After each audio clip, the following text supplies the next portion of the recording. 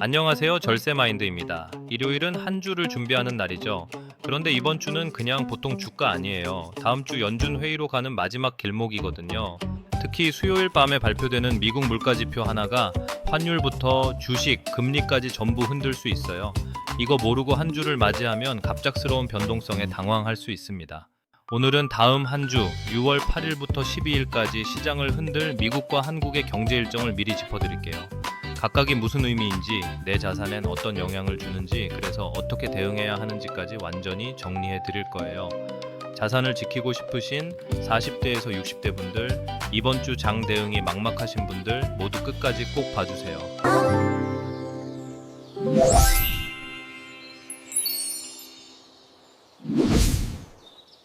자, 첫 번째 일정부터 볼게요. 6월 8일 월요일부터 12일 금요일까지 애플의 연례 개발자 회의 WWDC 2026이에요. 이게 뭐냐면요. 애플이 매년 여는 개발자 회의예요. 여기서 새로운 운영 체제와 인공지능 전략이 공개돼요. 애플이 앞으로 어떤 방향으로 갈지를 보여주는 자리인 거예요. 이게 왜 우리한테 중요하냐면요. 애플 주가만 움직이는 게 아니거든요. 국내 애플 부품주에 직접 파급돼요. 카메라, 디스플레이 같은 부품을 만드는 한국 기업들이 애플 밸류체인에 들어가 있어요.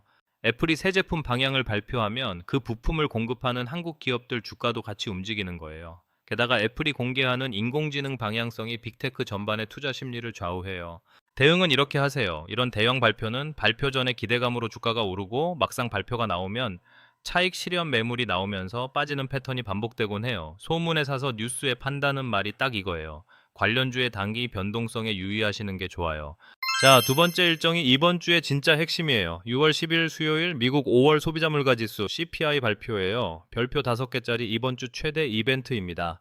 이게 뭐냐면요. 미국의 물가가 얼마나 올랐는지 보여주는 지표예요. 한국 시간으로 수요일 밤 9시 30분에 발표됩니다. 직전 발표였던 5월 12일에 미국 인플레이션율이 3.3%였는데 이게 이번에 어떻게 나오느냐가 관건이에요.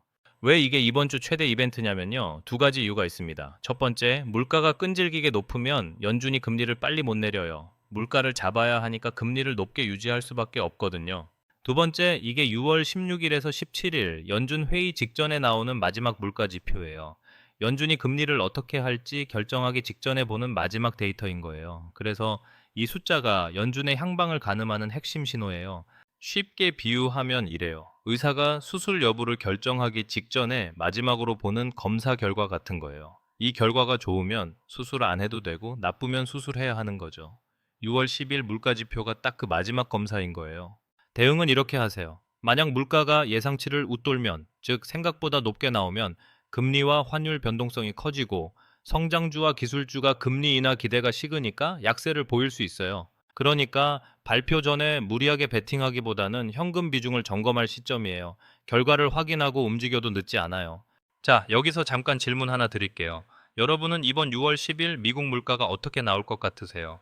예상보다 높게 나와서 시장이 출렁일 것 같으면 댓글에 상승, 안정적으로 나와서 금리 인하 기대가 살아날 것 같으면 안정 두 글자만 남겨주세요. 다른 분들 생각은 어떤지 비교해보면서 나머지 일정으로 넘어가겠습니다. 세 번째 일정이에요. 6월 11일 목요일 한국 선물옵션 동시망이일과 유럽중앙은행 ECB 통화정책 회의가 겹쳐요. 선물옵션 동시망이일이 뭐냐면요. 선물과 옵션이라는 파생상품의 만기가 같은 날 겹치는 날이에요. 이날은 프로그램 매매로 수급 변동성이 커지는데 기계적으로 대량 매매가 쏟아지면서 주가가 출렁이는 거예요. 거기에 유럽중앙은행이 같은 시기에 금리 결정을 합니다. 영향은 이래요. 코스피장 마감 무렵에 변동성이 확대될 수 있어요.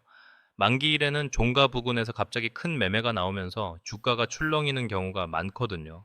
그리고 유럽중앙은행 결정은 유로화를 통해 환율에 간접적으로 영향을 줘요.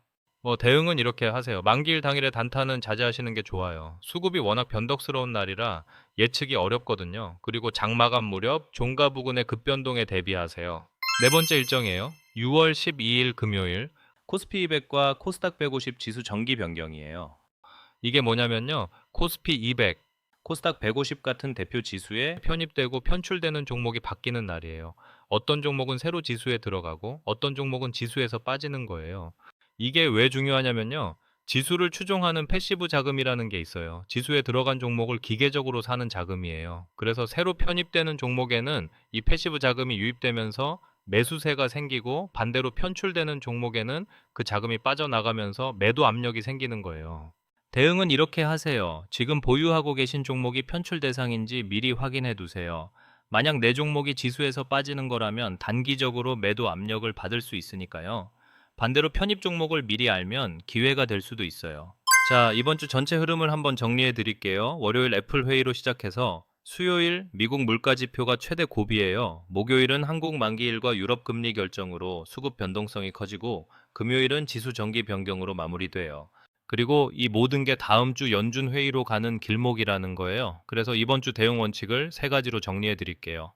첫 번째, 수요일 물가지표 전까지는 현금 비중을 점검하세요. 이번 주 변동성의 핵심은 수요일 밤이에요. 그 전에 무리한 포지션을 잡기보다 결과를 확인하고 대응할 여유를 두는 게 현명해요. 두 번째, 목요일 만기일과 금요일 지수 변경 같은 수급 이벤트에서는 당일 매매를 자제하세요. 이런 날은 기업의 가치와 무관하게 기계적인 매매로 주가가 흔들리는 날이에요. 여기에 휩쓸려서 잘못된 판단을 하지 않는 게 중요해요. 세 번째, 이번 주는 다음 주 연준 회의를 위한 준비 기간으로 보세요. 이번 주에 나오는 물가 지표와 시장 반응이 다음 주 연준 결정의 힌트가 돼요. 큰 베팅은 다음 주 연준 회의 결과를 보고 해도 늦지 않아요. 지금은 정보를 모으고 관망하는 시기예요. 자, 오늘 이야기를 핵심 세 줄로 정리할게요. 첫 번째, 이번 주 최대 이벤트는 6월 10일 수요일 밤에 발표되는 미국 5월 물가 지표예요. 다음 주 연준 회의 직전 마지막 물가 신호인 만큼 예상치를 웃돌면 환율과 기술주 변동성이 커질 수 있어요. 두 번째, 월요일 애플 회의는 국내 부품주에, 목요일 만기일과 유럽중앙은행 회의는 수급과 환율에, 금요일 지수 정기 변경은 편입과 편출 종목에 영향을 줘요. 각 이벤트의 성격을 미리 알고 대비하는 게 중요합니다. 세 번째, 이번 주는 다음 주 연준 회의로 가는 길목이에요. 수요일 물가 전까지 현금 비중을 점검하고 수급 이벤트에서는 당일 매매를 자제하며 큰 결정은 다음 주를 보고 하는 게 이번 주 생존 전략입니다. 일요일 저녁, 이렇게 한 주 일정을 미리 알고 맞이하는 것과 모르고 맞이하는 건 완전히 달라요. 준비된 투자자는 변동성이 와도 흔들리지 않고 오히려 그 속에서 기회를 봅니다. 이번 한 주도 차분하게 대비하면서 자산을 잘 지켜내시길 바랄게요. 오늘 영상이 도움되셨다면 좋아요와 구독 부탁드려요. 매주 일요일 다음 주 경제 일정을 미리 짚어드리는 영상으로 찾아올게요. 한 주를 준비하고 싶으신 분들께 이 영상을 꼭 공유해 주세요. 다음 영상에서는 이번 주 미국 물가 지표 결과가 실제로 어떻게 나왔는지, 그리고 그게 다음 주 연준 회의에 어떤 신호를 주는지를 완전히 분석해 드릴 겁니다. 절세마인드였습니다. 감사합니다. 절세마인드는 비즈니스 마인드셋을 다루는 채널로 개별적인 세무법률 금융 상담은 반드시 해당 분야에 공인된 전문가를 통해 진행하시길 권고드립니다.